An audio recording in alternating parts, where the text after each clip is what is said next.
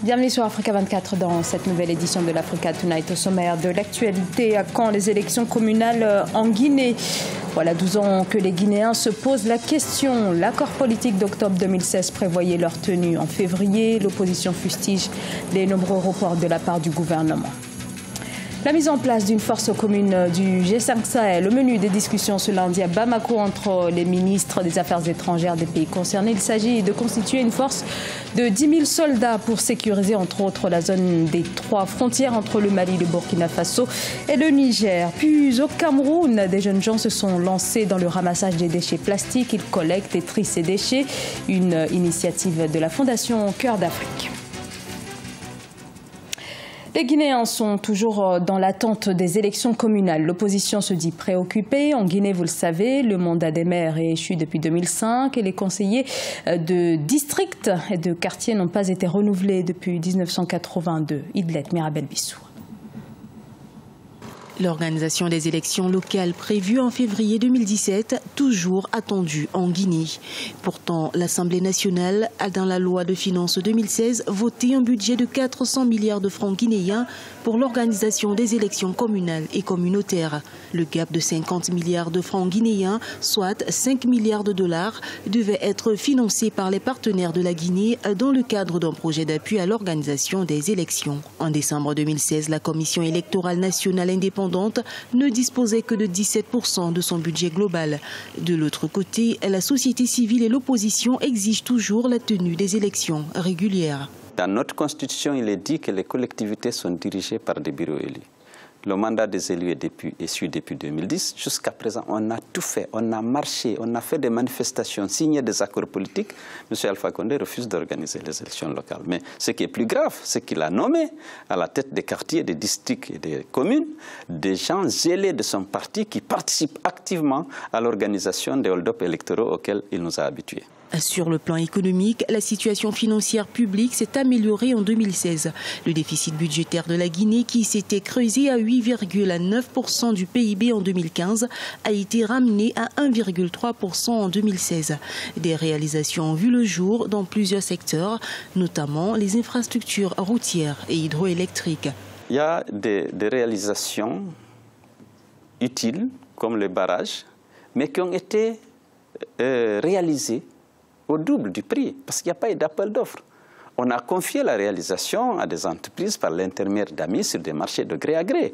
En 2016, la croissance économique en Guinée a atteint 5,2% grâce à la hausse de la production de bauxite et de l'or, ainsi qu'au rendement affiché par l'agriculture. Pour 2017, une croissance du PIB de 4,4% est attendue. Au Lesotho, l'ancien Premier ministre Thomas Thabane remporte officiellement les élections législatives. Avec 48 sièges sur 120, son parti devant celui du chef du gouvernement sortant, Pakalita Mosisili, qui n'en a rapporté que 30. Avec cette victoire, Thomas Thabane, 77 ans, devrait retrouver son poste de Premier ministre 3 ans après en avoir été chassé par un coup d'État manqué. Au Mali, les ministres des Affaires étrangères du Burkina Faso, du Niger, du Tchad et de la Mauritanie se sont réunis ce lundi 5 juin à Bamako, au Mali. La priorité inscrite à l'ordre du jour était la mise en place rapide d'une force conjointe destinée à la lutte contre le terrorisme. Reportage de notre correspondant Mokhtar Bari. La force conjointe du G5 Sahel se précise. Réunie au Mali du 5 au 8 juin, les ministres des 5 pays membres se sont penchés sur la concrétisation de la résolution 001, adoptée le 6 février 2017 par les chefs d'État, instituant la mise en place immédiate d'une force conjointe à même de contenir les menaces terroristes qui planent sur la zone. Le financement de cette force constituait un problème. Cette rencontre a vu la participation de Federica Mogherini, vice-présidente de l'Union européenne, qui a apporté tout le soutien de son organisation après l'aval de l'Union africaine. Ce sont 10 000 hommes composés de militaires et policiers qui investissent la zone située entre le Mali, le Burkina et le Niger. L'Union africaine a été saisie pour nous permettre d'avoir un mandat de l'Union africaine et assurer la cohérence du déploiement de cette force avec l'architecture africaine de paix et de sécurité. Ça, c'était le premier élément. Ça, le 13 avril, nous avons eu ce mandat de l'Union africaine. L'autre étape maintenant, c'est de pouvoir disposer d'un mandat du Conseil de sécurité des Nations Unies, parce qu'il s'agit de déployer une force qui va avoir un impact sur la paix et la sécurité de l'ensemble de la région. Pour les pays membres du G5 Sahel, la lutte contre le terrorisme concerne toute la communauté internationale. Consciente de la menace, l'Union européenne a décidé d'apporter un soutien financier à la force conjointe à hauteur de 50 millions d'euros. On partage la même région du monde. C'est clair que ce qui se passe ici au Sahel a des conséquences en Europe et l'inverse aussi est vrai. Et c'est pour ça qu'on a commencé depuis 2 ans à travailler vraiment ensemble sur les domaines de la sécurité, sur le domaine du changement climatique, sur le domaine du développement soutenable. En marge de ce Conseil des ministres, 75 jeunes de l'espace G5 Sahel et d'Europe ont échangé avec les ministres et Mme Mogherini sur le rôle qu'ils peuvent jouer pour endiguer l'extrémisme violent. Prochain rendez-vous, le 2 juillet pour un sommet des chefs d'État du G5 Sahel à Bamako. Le gouvernement béninois s'est voulu rassurant ce mercredi sur l'état de santé du président Patrice Talon en France depuis plus d'1 semaine. Une longue absence qui inquiète les Béninois en effet et les spéculations vont bon train notamment sur les réseaux sociaux. Mais le président de la République n'est pas parti précipitamment de Cotonou, il n'est pas malade et se porte bien, assure le ministre des Affaires étrangères Aurélien Abénoncy.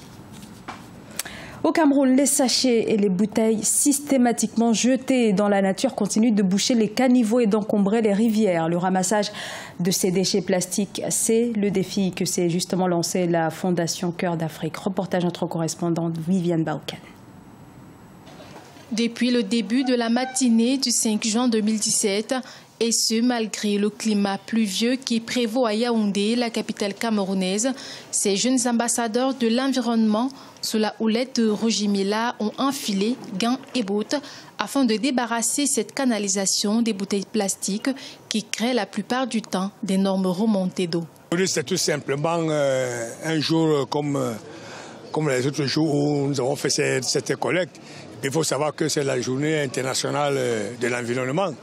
Donc c'est pour ça que ma fondation, qui est dans l'environnement, a décidé de passer de ce côté pour essayer de dégager un peu cette rivière qui gêne un peu tous ces gens qui ont des boutiques ici. Au total, plusieurs milliers de bouteilles plastiques ont été repêchées de ce drain dont les canalisations sont bouchées. Cet acte salutaire devrait non seulement protéger l'environnement de la matière plastique non biodégradable, mais elles vont également limiter les grandes inondations que connaît cette zone commerciale de Yaoundé. C'est une bonne initiative parce que vraiment, quand j'ai vu ça le matin, j'ai dit vraiment, les jeunes là vont nous aider ici par rapport aux bouteilles là.